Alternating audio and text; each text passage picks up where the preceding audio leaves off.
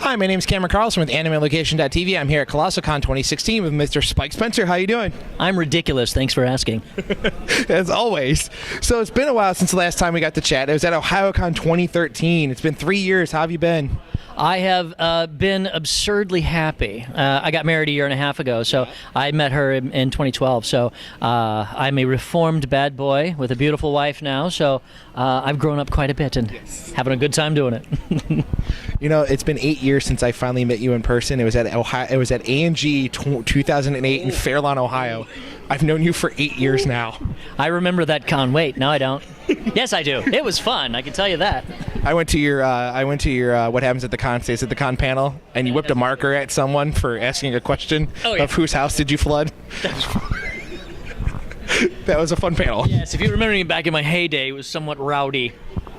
So, and by the way, I'm sorry. So Evangelion just never stops. It's close to 20 years since the first series came out. Actually, it is 1995 would be 20 plus years, so it is over 20 plus years. That makes me old. So what's it like part of that, and that being part of that historic franchise and deep franchise? I mean, we've got the original series, then we've got now 3 films, and you've worked on every single one as Shinji. What's it like crying all the time? Don't forget the other ones too. The end of Eva, director's cut, all that stuff. It's been an honor. It's been absolutely amazing. We had no idea how big it was going to be. So I'm incredibly blessed that I'm able to do that. But the thing that I really like so much about Shinji is that he's got so many layers. And everybody's like, oh my God, he's crying again. I'm like, yeah, it's hard to do that all the time, but he's still the hero. Right, he is, yeah. He still does what he has to do. Right. And it's a lot of people have come up to me, so somebody just did in the line, they said, thank you so much because it meant so much to me that it helped me in my personal life. And I think that is an amazing thing. So when they say something like, this may sound silly, I'm like, no, it's amazing. Thank you that I was able to help somebody out or help them out through a tough time, and they enjoyed it a lot. That means a lot to me, so it gets my heart. So. That's great to hear. We always love when we know that anime helps people with issues and problems, and that's cool to hear from both the actor and as another fan to hear that. So that's really touching. So since last time we also got to talk, you are a writer, and you wrote a book called Don't Kill Your Date based on cooking for dating. What made you want to write that? Well, it's funny. I wanted originally, I'm on my second marriage now, right? So my first marriage ended very badly. But before that happened, I was working on a bachelor cookbook because I was like, I'm happy and married and things are all great. And then it just went completely tits up. I mean, it's just dead, worst thing you could possibly imagine, nuclear, bomb. And so I was single again. And so I was going through all that, and I wanted to.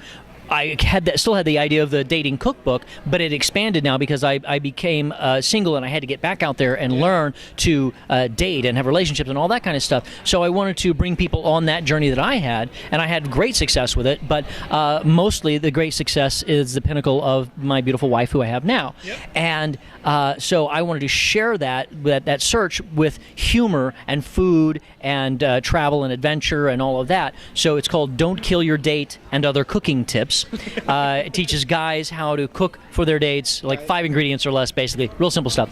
But I figure it's a way to help guys, and it's way outside of the cons. I do this totally different with dating and relationship, things like that. That I teach and speak on, but that's one of my books, and I'm actually working on that. That's not the book per se. The actual book that I'm coming out with is called Food Game: The Ultimate Recipe for Dating Success. And that one is coming out hopefully in the next couple of months. We're working on the cover now, and I've got some other products like that. But that's why I did it. I learned how to cook at 6 years old, and I've never stopped learning how to cook. So absolutely. I'm still learning. I'm not great by any stretch, but my wife is very happy. So since the last time we talked, you happen to be in the big hit BioShock Infinite. What's it like being part of that game franchise and that cast? I mean, you had a buddy of yours, Troy, be the main character, and then you had Elizabeth be voiced by another talented actress. So what's it like being in that huge franchise and knowing that it was the last big game from Irrational Games? Well, it was, again, it's an honor. I mean, it's an honor to be working in just about any aspect of voiceover. And Troy's amazingly talented and really nice guy. He actually directed me in Saints Row. Really? 3, yeah, Saints Row 3. He directed me in that. So he's multi-talented, but cast, like the director Chris Borders, that's when I finally met him, and we've worked on other projects since, and it was just the amount of talent. But see, we don't ever get to see other people in the booth. It's just I go and do my thing and then I leave, and then somebody else comes in and that's it. So but be able to be a part of a big franchise is always great. Even if it's small various characters, you're there. You can say, hey, I was on that team that did this, and nobody can take that away from you. So it's an honor, and it's awesome. I love it. I say, because I also call it the triangle of friends when it's Troy, Travis, and Laura always working on it. I'm like, hey, it's a triangle, Yeah, and they're awesome too. I've hung out with them. They're all voiceover people are just awesome people. I mean, there's not one voiceover person that is a bad guy, bad girl. I mean, it doesn't matter. I mean, they're all just awesome people. Everyone I've ever met have been really cool. So. You were on the Nickelodeon show Get Blake. How has it been working on that show? Get Blake is so awesome. It was a weird thing because it was released internationally for about 2 years, and it finally came out domestically about a month ago or so. So it's a great show. It's a lot of fun to do. My friend Robbie Damond is Blake. A lot of fun. And Rick Zeef was directing us. It was just a brilliant guy. And everybody, again, so much fun to work on. It's a silly show. Really fun. I mean, how can that go wrong? Right. So watch it on Nicktoons. 1 second. Okay. So. Are we good? Are we having problems? Are we having issues with the camera?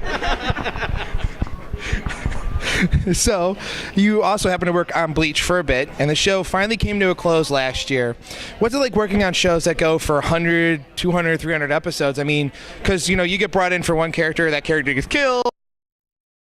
Oh, hey, come back in to do this character, do a different voice for this guy. So what's it like when you work on a 300-plus episode series? Well, it's amazing if you work on a 300-plus episode series if you're in every episode. If you're not, you sit in a corner and cry a lot because you see all your friends working, and you're like, oh, I remember.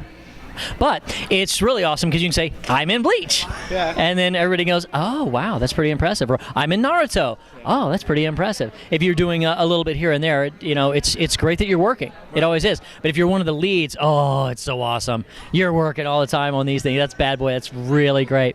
And you get, on a big, long series, though, you get the roster of voiceover talent is crazy. Everybody in Hollywood is there. I worked with all of them. It's awesome. Because we just had a announcement for a Funimation project. Fairy Tail just brought in some people from LA to work on it because they're running out of people in Dallas to work on it. Well, I gotta call them. They haven't brought me in yet. I need to get on that. Alrighty. If you're watching, Mike McFarlane. I think it's actually not Mike. It's one of the newer guys. One of the newer. Right. Yeah. If you're watching, newer guys.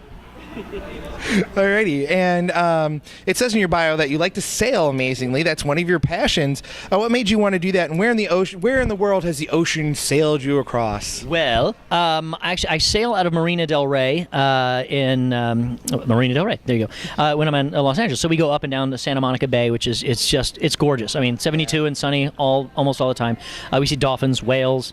A whale went right. I was up at the bow. We were watching for whales, and one came up over there, and then one came up right directly in front of me. Literally, I could reach out and touch the tail. Wow. I was flipping out. It was awesome. The video's on Facebook somewhere, I think. Anyway, it's amazing, and I haven't sailed elsewhere, but I have been in boats elsewhere, like Hawaii. I just did a river cruise up the Rhine River in Germany, and I've done some cruises in different places. But sailing is awesome. It's relaxing, and you just commune with nature, and you drink a lot of rum. I think that's the rule. Yeah. Of the sea. Alrighty, and now we know about the pesky NDA problem. Yeah. What projects are out there that you want fans to see?